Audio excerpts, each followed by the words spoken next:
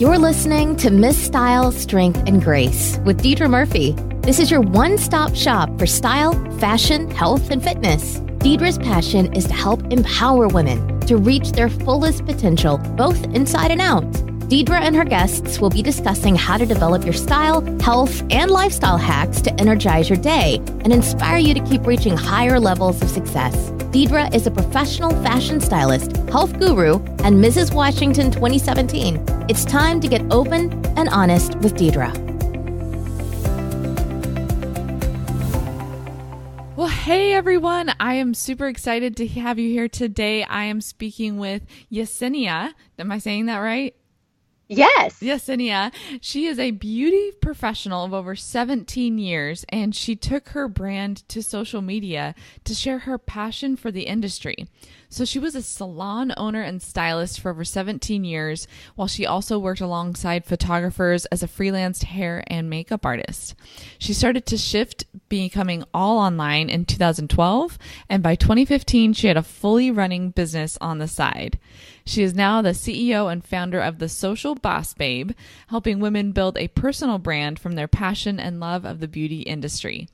Yesenia is a wife of 13 years and a mom of 3 girls. As you can imagine, her home is filled with makeup, bows, and nail polish. She's a Southern Georgia girl who lives in the sunny coast of sunny California. I'm just going to start over. You're fine. Yep. I'm going to start from the top because I'm like, why do I keep wanting to say California? You're in Florida. My brain was like, California. I'm just going to start over. Perfect. Well, hello, everyone. I am super excited to have you on the podcast today. I have an extra special guest, and her name is Yesenia. So Yesenia is a beauty professional for over 17 years, and she's now taken to social media to share her passion for the industry. She was a stylist and salon owner for over 17 years, while she also worked alongside photographers as a freelance hair and makeup artist. She started to shift into being all online in 2012, and by 2015, she had a fully running business on the side. She is now the CEO and founder of The Social Boss Babe, helping women build a personal brand from their passion and love in the beauty industry. Yesenia is a wife of 13 years and a mom of 3 girls. And as you can imagine, her home is filled with makeup, bows, and lots of nail polish. She's a Southern Georgia girl who now lives on the coast of sunny Florida. She loves to work. She loves owning her own business, but she also loves to step away from it all and enjoy the sand in between her toes on the weekend. So welcome, Yesenia. Thank you so much. I am absolutely excited to be here. Me too. I was enthusiastic when we got connected and I was able to invite you onto the show today. So I'm looking forward to getting to know you better. Yes, no, I'm so excited to be here. Absolutely. Well, let's just dive in. I really want to know, how did you get started in the hair and beauty industry over 17 years ago? I know it's kind of crazy because people look at me and they go, wait a minute, you say you've been in the industry for 17 years. And the funny thing is I actually started in the beauty industry at 17. I was very young, but I have always been this creative person. And so hair, makeup, it just absolutely fit. And I did a dual enrollment while I was in high school. So I was actually getting my cosmetology license at the same time I was getting my high school diploma. Wow. And by the time, I know, crazy, right? And by the time I was a senior in high school, I graduated with a cosmetology license and I was already working a full-time career in the beauty industry. That's amazing. Was it a running start program or one of those situations where you're going to school half the day and then going to an internship, or explain a little bit more about that? Yeah, it was where like half the day I would be like in high school, and then the other half of the day I would be in cosmetology school working on my hours for my license. It was such a rare and unique opportunity. I'm really thankful for it. That's amazing. And then it gave you that opportunity to kind of dive into a career after graduating high school rather than having to do 4 more years or whatever the so-called traditional route is. Yeah, exactly. No, it's really neat. So I started really young and it really took off from there. That's amazing. What has been your favorite experience? I know you're not working in the salon anymore, but if you look back over your years in the salon, like what was your favorite moment or experience that you had as a brick and mortar business owner? You know, I think what's so cool is that no matter what you do, like in the beauty industry, it's very creative. And that's what I loved about it. I love the creativity. But my favorite part was you would have like a client come in and, Pinterest is big and they pull up their Pinterest, right? And they'd be like, I was thinking about this or maybe that. And you would look at this and you would actually be able to create this look. Like you would be able to create it on them. I absolutely love that transformation part. Having someone come in and just have that experience of transformation right before your eyes, that just never got old to me. Oh, I love that. And it's kind of that visionary inside you and being able to bring that out and bring it to the light and bring it to the world. Absolutely. And you would watch a person's demeanor just totally change in front of you. They feel so confident and they feel so good about themselves. That is absolutely what I loved about the industry. That's amazing. And that's actually, I feel it's a similar route as what I do with styling. I see a woman or I'm helping a client and she's like, I would love to dress like this or have an outfit, that resembles this. And we dive into her closet and I can put that together for her. And she just feels so confident and going, wow, I didn't realize that I could have the aesthetic or the feel of, so-and-so that I was going for. And actually I had a similar experience when I was getting ready to compete at Mrs. America this last summer. A hair artist here in town reached out to me and said, I can create whatever you want. And I'm going, okay, I don't know. I don't believe you, sister. And I showed her my picture of my vision for what I wanted for my hair, and nobody else had ever been able to do this for me. And I'm like, you'll prove yourself to me if you can do this. And she created it. And I wanted to cry because I had never known the talent and the artistry that goes behind the hair industry. Absolutely. And just to see someone be like in awe, have that moment where they're like, I saw it, but it's now on me, and they feel so good. I mean, that was hands down my favorite part part of the day in and day out of my business. That's what brought me back every day. They come in and they leave looking like a Kardashian. They're like, oh yeah, I feel good. I can conquer my day. Yes. And I know it sounds shallow, but it's really not. If you can empower a woman to feel confident as she leaves, a salon or she leaves her house, she really can take on the rest of her day and feel in charge. Absolutely. Yeah. I mean, it's even how I feel, it's like when you feel good about yourself, you walk with a different poise. And to give something like that every day to people, it was hands down the best part of the job. Oh, I love that. And it sounds like you have a true heart for empowering women to feel great about themselves. Yes, most definitely. So speaking of, hair and styling, do you have a secret or a hack or like a number one tip when it comes to hair or beauty or makeup? Yes. So I always tell people, I'm like, listen, I actually have like really bad hair. Like I tell people, they're like, your hair always looks so great. I'm like, no, you don't understand.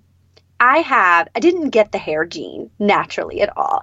It's kind of coarse and it's curly and it's just kind of unruly. And I tell people, I just kind of laugh when people compliment me because I'm like, it takes a lot of work. It really does. But this is my one secret little hack that I tell everyone. Since I do have like that coarse kind of crazy hair, now I live in Florida where you have humid, salty air, which we all know, ladies, that does not work in our favor. Mm-mm. So what I found to really help is oiling my hair. And a lot of people, it's kind of new and people are still new to the idea, but it's trending, ladies. If you haven't tried oiling, you need to try it. And it's just taking some really good core organic natural oils and pulling them through your hair. And I do this like on the weekend where I can just like wear a messy bun on a weekend. It's just on top of my head. But especially if I go to the beach, I really pull some oil through my hair.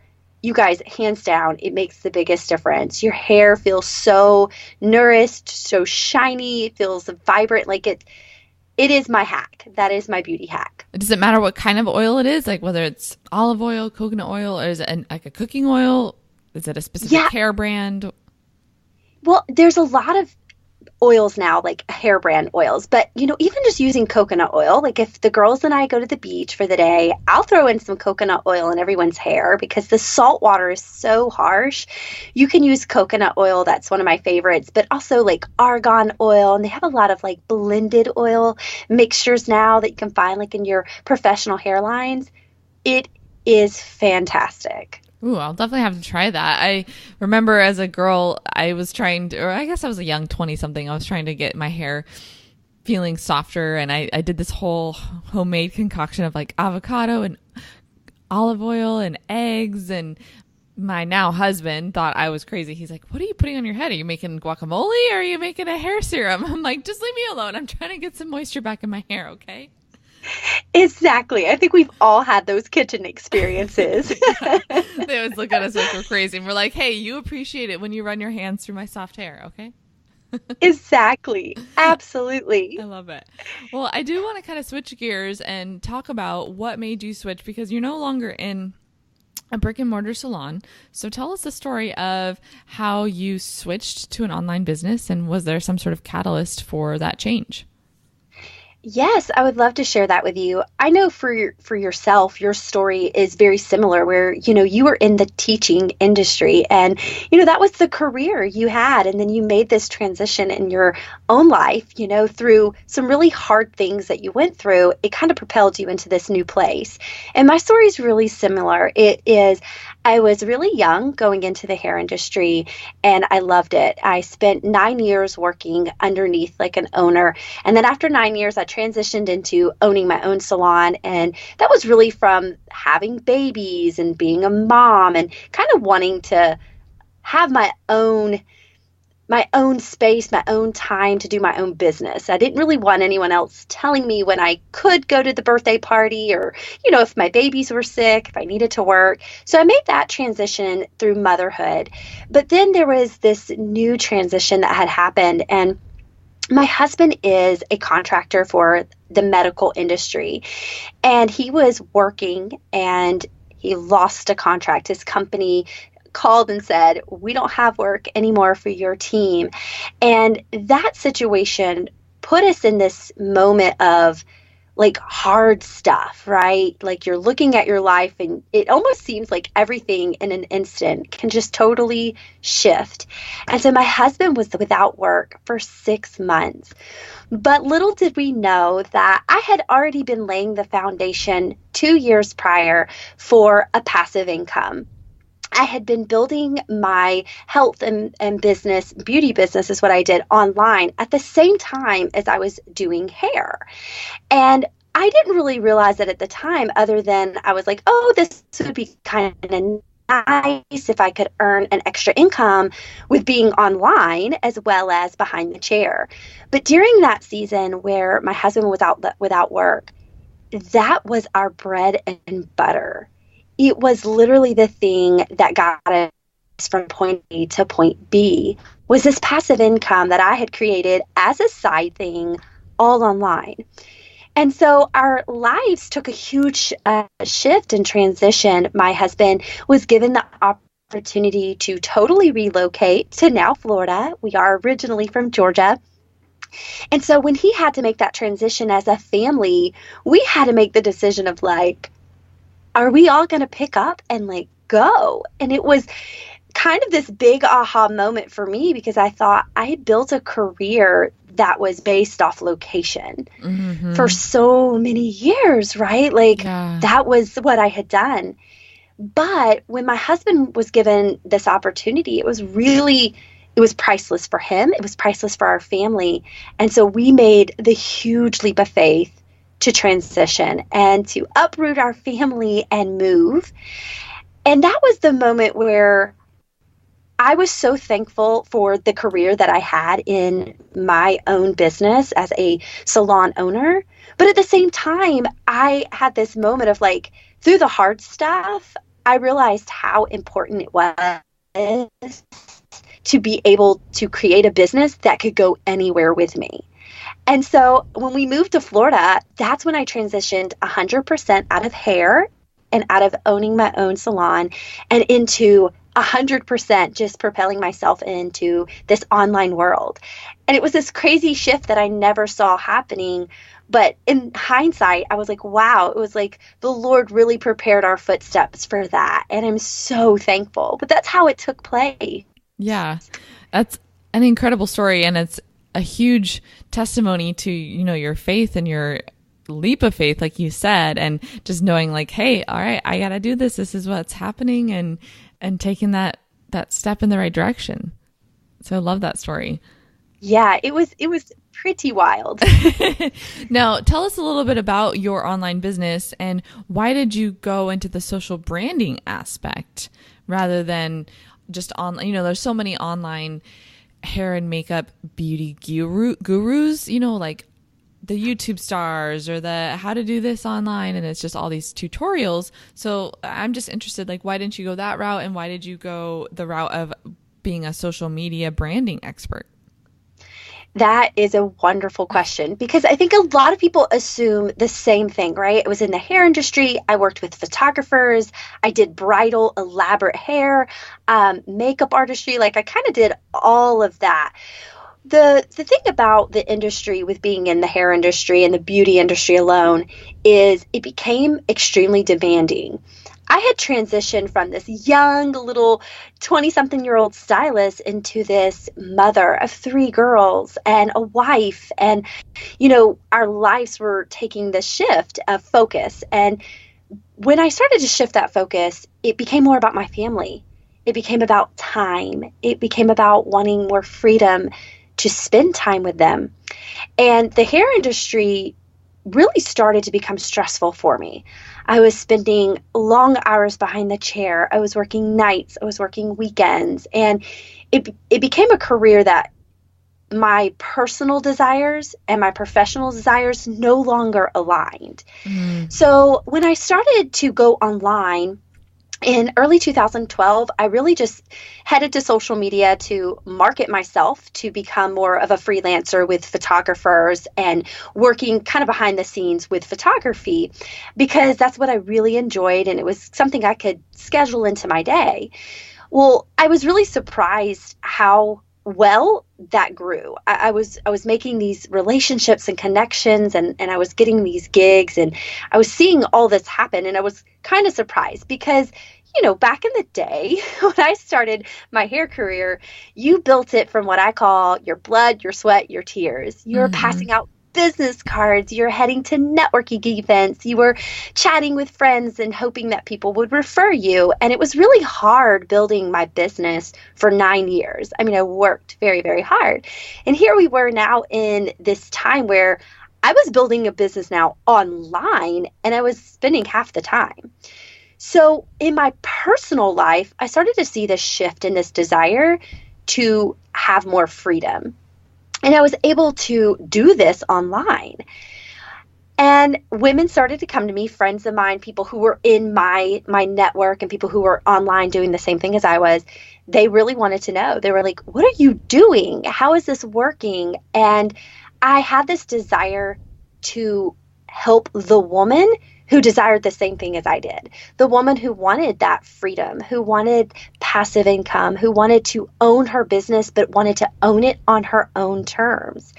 And so it propelled me into the business side of things because of my own desire. And when I was speaking to these women, it kind of came down to 3 foundational pieces. And 1, it was knowing how to brand yourself. 2, understanding how to use that to market yourself. And then 3, how to automate and systematize that so that you really can have freedom. And so it became pretty much the foundations of what my personal life is. It became the foundations of my business life. And so that's really why I chose to go into that aspect of social media, branding, and helping women in business do that.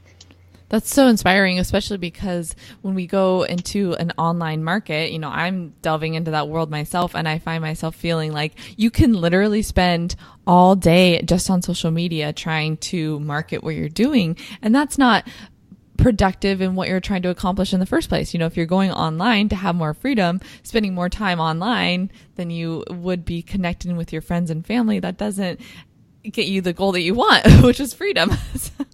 Exactly. You're like, this is contradicting itself. Yeah. So it sounds like freedom is one of your core values, which I want to talk about later at the end. I always like to ask my guests what their 3 core values are, but I do want to know, for somebody that maybe doesn't own her own business, so maybe she works for a different company, like she's a realtor or maybe an insurance agent, or maybe she's a community leader or a teacher.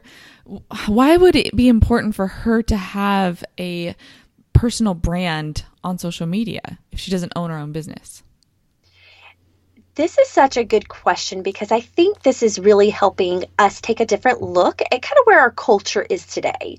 So no matter what company you work for, you are exclusively you. So for example, when I was first in the hair industry, I worked for a salon owner. It wasn't my own place. It was an owner, and I worked as an employee under there.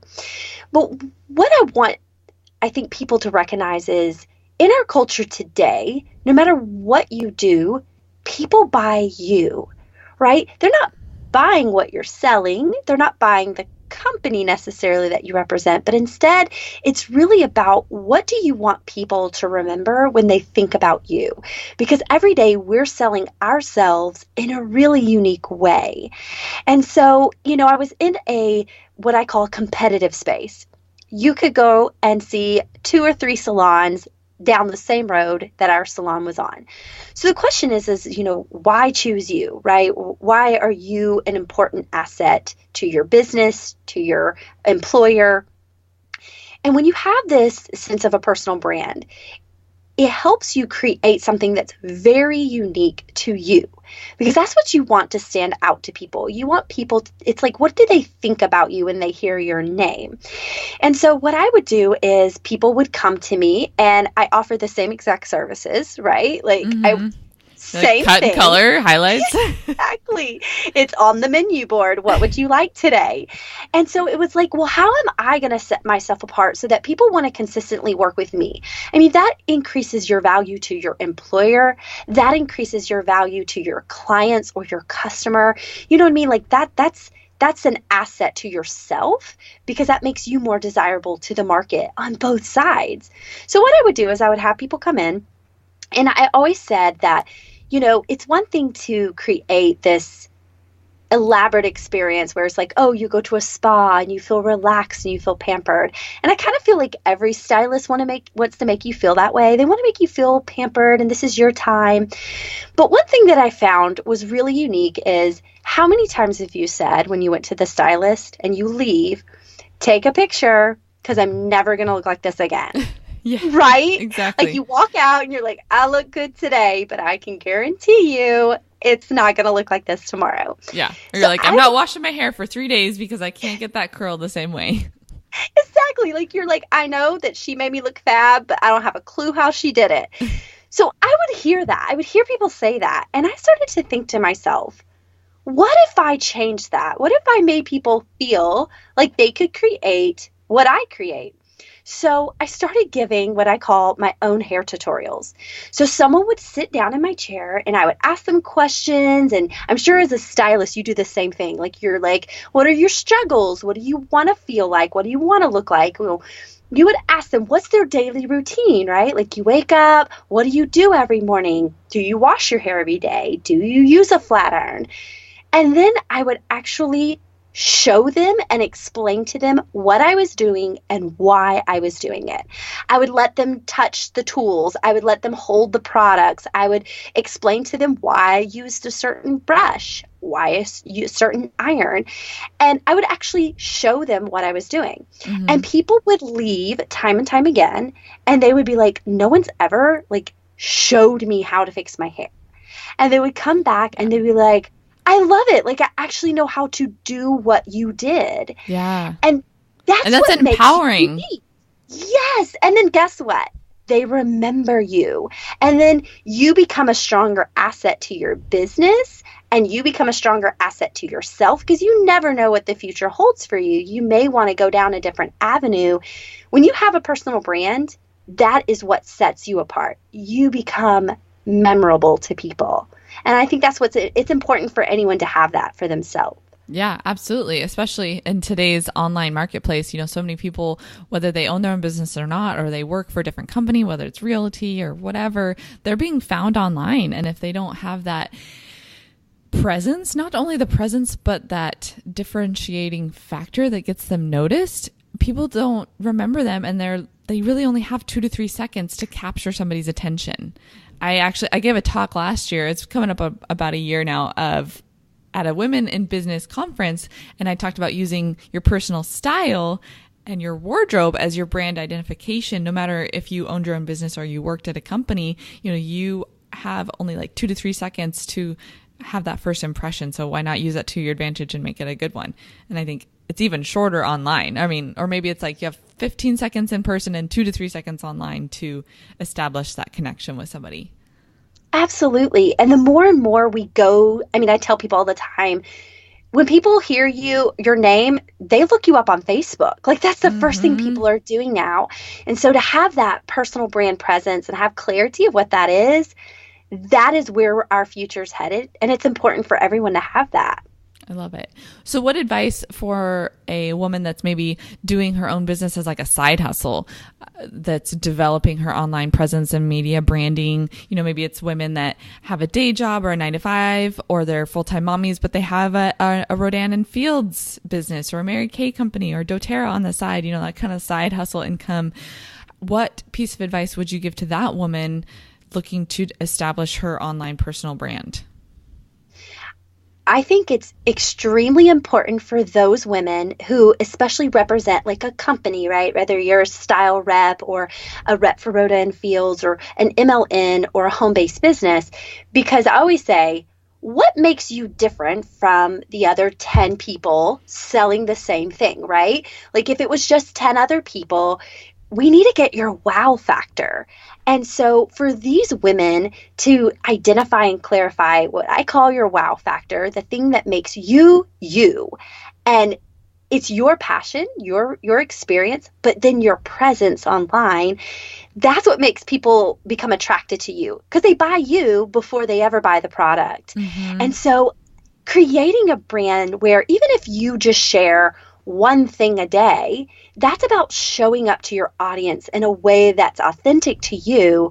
People then, they think about you and then they're willing to buy anything, right, from you because they know, like, and trust you. And so I think for those women especially, it's like tap into your wow factor because that is what will sell you above anything. Because in those businesses, you're selling yourself. Yeah, especially the other day, I had to order something from Arbonne, or am I saying it right? I always say it wrong, but it's an organic natural skincare company. And I was looking up online, like who in my area even represents it. And I'm like, I don't know. And I just searched by location, and it's like, yeah, exactly. Like what differentiates any of those women from the other person?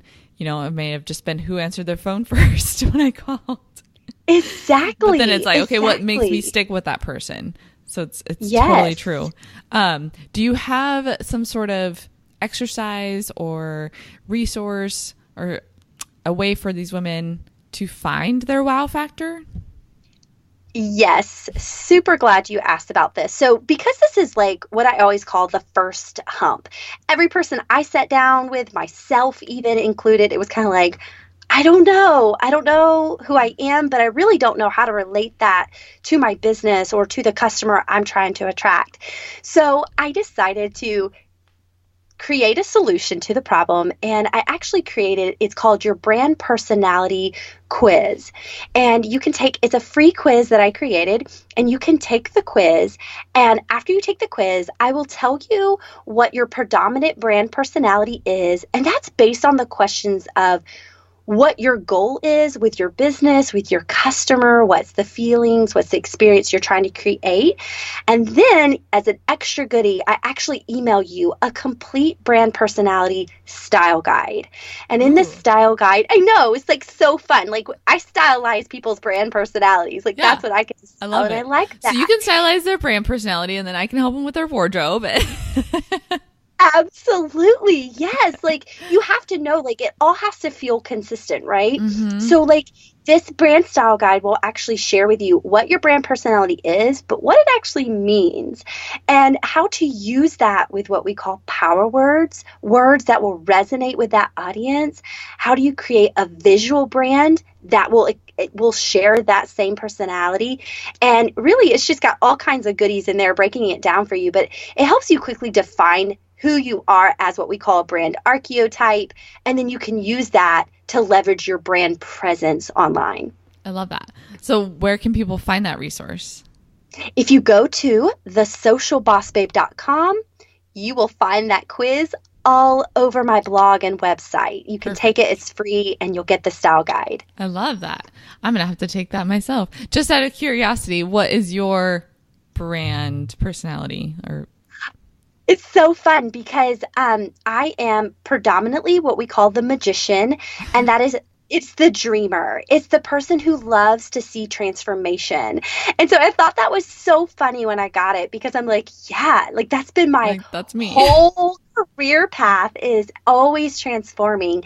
So yeah, I'm what I call the dreamer. Mm-hmm. I love it. I can't wait to find out more about that.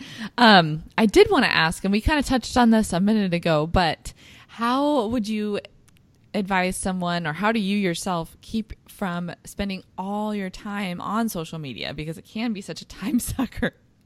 Oh my gosh, yes. We call it like the black hole, right? Like before you know it, you're like, oh my gosh, an hour's gone by. And you're like, I just scroll and I watch and I read. And because my business relies on social media, it's the way I market, it's the way I build relationships and connect with my clients, I have to be very mindful and strategic when it comes to using it. And so since I treat it as it is a business, I set time blocks of when I actually get on social media. And then I have an agenda. Why am I there? What am I doing? What is the goal? And I have to just be really mindful and very strategic because you're right. It's just very human nature. It's why social media works. You know, you get sucked into the black hole. Totally addicted. And that scroll is so easy. And so it's funny because people ask me all the time, and I'm like, you know what? I actually don't spend a lot of time on social media. As the contrary, where I focus on that with my business. But because I have to be more sensitive to that, I tell people, set yourself a timer, reevaluate before you even get on there. Why am I here? What's the goal?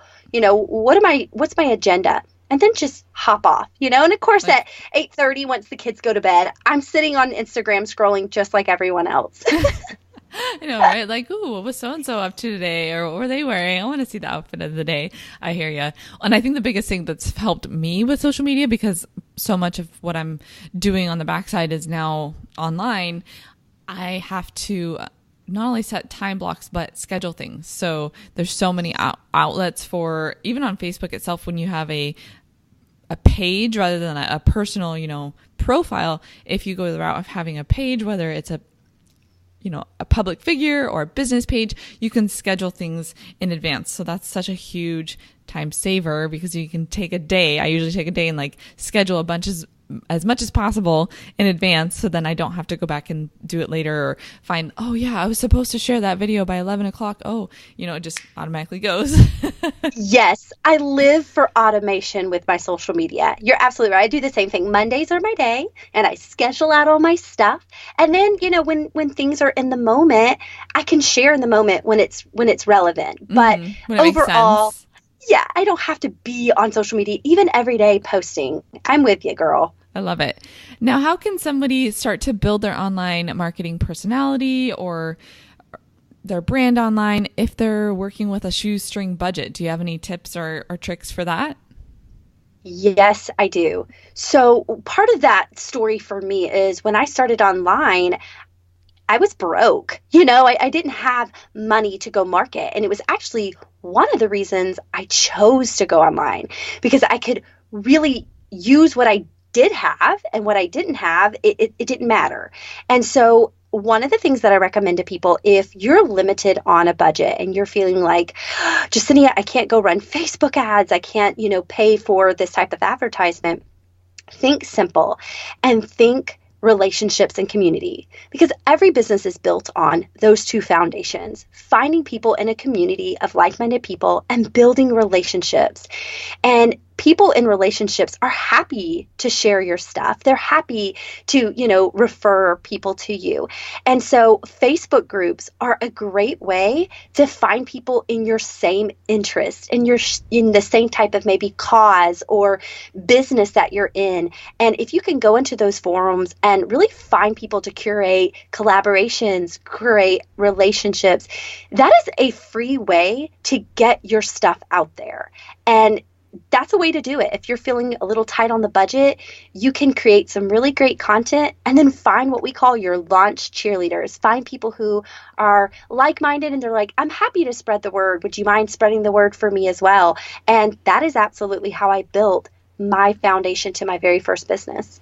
And so many of those Facebook groups you can find for free, and you just have to maybe apply, and then an admin lets you in, or somebody just kind of knows you and they add you in themselves. There's so many of those outlets for free. One that I've been loving, and I don't know if you're a member of it, it's called the Rising Tide Society. But if you haven't checked that out, definitely check it out. It's great for creatives and entrepreneurs to help collaborate and connect with one another. That's how I got actually connected with a photographer here locally. And I shared this story a little bit recently, but I just had to start putting myself out there and being like, hey, I will style your teenage models for your photo shoot for free. I'll do the work for free. Just help. I want to collaborate and connect. And that was a hustle that really got my name out there and started to showcase that skill and helped her out too, because then she didn't have to worry about what are all my 50 teen models going to wear? I worried about that. She got to worry about the lighting and the location and the aesthetic and the stuff that she was an expert at. Yes. And I think so many people take for granted that, because you go online does not mean you remove yourself as a human. Mm-hmm. And there's so much room to be in collaborations and relationships online. I mean, some of my best friends now in business, I met through Facebook group forums. Yeah. And I feel so blessed. So definitely go in with the mindset of you're there to find those relationships and collaborate, because those can be the foundations to your business, especially if you feel like you're tight on a budget. Yeah. Find those tribes, right? Yes, most definitely. Mm-hmm. Love it. So I did want to know, I'm always inspired. I don't have kids yet, but I'm always super inspired and just in awe of women that have a business and also have kids. So what does a typical day look like in the life of a mama, entrepreneur, boss lady, all that? It's kind of funny because when I read that question and I really sat and thought about it, I was like, wow, things have really changed. So today, my average day is I wake up at 5:30 in the morning. And I think that's funny because I actually went into the hair industry because I didn't have to be there until 10 a.m. I was that I'm not a morning person. Not a morning person. And I'm I sleep until 9:35, you know what I mean? Every ounce of sleep I could get. And then now I'm waking up at 5:30 with my husband, and I wake up and I have my quiet time. I do my meditation, my affirmation, my journaling. I have to have that time, because once my girls wake up at 7 a.m., it's mama, I don't have, nothing's quiet. And so I wake up, I definitely take my time to just be alone, reflect. And then about 6:30, I take a look at my calendar, see what's going on for the day. And then by 7, I'm on duty. I get my 3 girls out the door. I take them all to school, get everyone to where they need to be, and I come back home and I work from about 9 to 3 o'clock. And then from 3 o'clock, I totally walk away and I check back into mom, and I'm picking up kids from school, doing homework, cooking dinner, getting everyone to their activities. And that's what, it's funny because now my life is very much of a typical job where, women can get up, get their kids going, and then go to work. Where in the early days, it didn't look like that at all. It was a lot of babysitters. It was a lot of I'm taking a hair client while my baby's napping. And, you juggle and you do that. So it's kind of neat that we're at that season, my husband and I, where things have become a lot more easier. So I thought it was really funny when I looked at what a day in the life looks like for me. It's very different than the early years. Yeah. That's so inspiring. So my next question, we kind of started to talk about a little bit, but I wanted to save it towards the end. But, you talked about being able to use your online business in a way that you got that time and that flexibility with your family. And so we started to talk about a little bit about core values. So what are your top 3 core values? Like, what are the things that no matter what decisions you make, whether it's with your family, your business, your friends, it all has to align with your top 3 core values. So what would those be? For me, it would definitely be my spiritual walk. I always say, I that is what it leads me. That's what I'm connected to. That's what I feel I use as my guidance. And then, of course, my second would be my family. Everything revolves around my family and my husband and my 3 girls, and always making sure that what I'm doing, it aligns with them as my top priority. But my third value is time. And it may sound odd for some people as a value, but for me, every ounce of time is so precious, right? Like, we can't get time back. So I always use that as my guide of like, where am I putting my time and does it align with those priorities? Am I making time to tap in to me and into my guidance, my spiritual walk? Am I taking time to put my family as a center focus? And is what I'm doing today allowing me to have more time with the people I love, with the things that I do? So time is one of my very, very precious values and my most precious commodity, because it's the thing that we can't get back. No matter how we try to, readjust our schedules, once the day is gone, it's gone.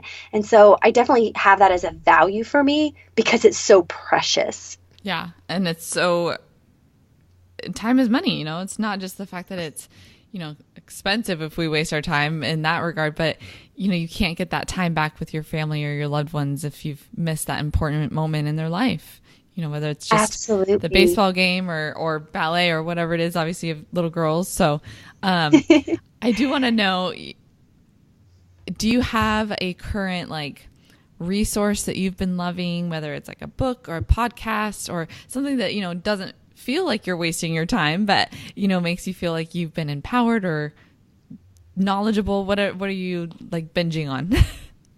Yes, I'm a huge reader, and for a long time I wasn't a reader. And then about 3 years ago, I got into practicing personal development through reading, right? Through educating myself, to open up myself, to expand my mind. And I have a high value on learning. I think every day we're learning, and we need to be good students of a life. What can we learn today? And so I love to read. I'm a huge book lover.